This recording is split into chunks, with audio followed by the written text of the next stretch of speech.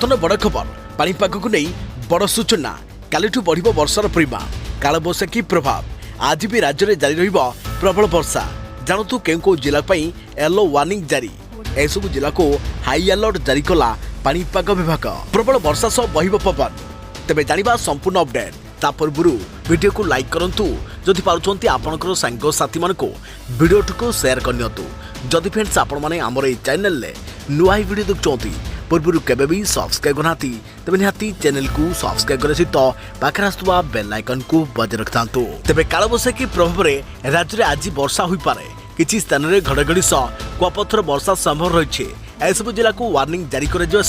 जिलापाल मानकु सतर्क रहबाकू निर्देश दैछंती एसआरसी तेबे आसंता 29 तारिख पर्यंत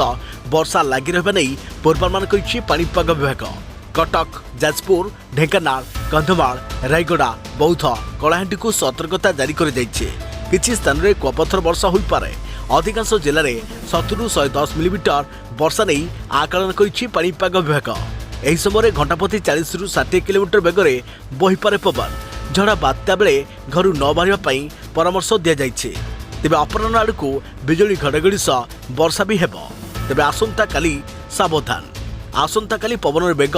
बढ़िया सहित बरगढ़ झारसुगुड़ा सुंदरगढ़ मयूरभंज केन्दुझर संबलपुर बलांगीर नुआपड़ा कलाहांडी नवरंगपुर कंधमाल सोनपुर गंजाम गजपति रायगड़ा मालकानगिरी और कोरापुट आदि जिले में 40 ରୁ 60 किलोमीटर बेगरे बहिब पवन बिजुली घड़घड़ी सह वर्षा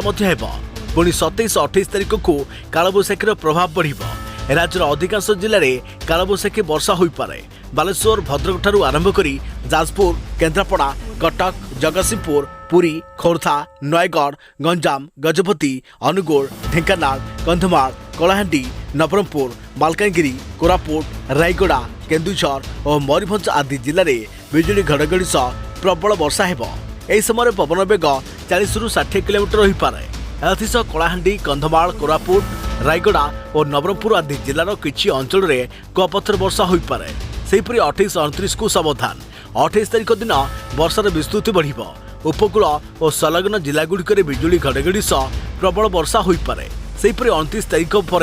तापमात्रा पुणी बढ़िबो बोली आकलन कराଯାଉଛି।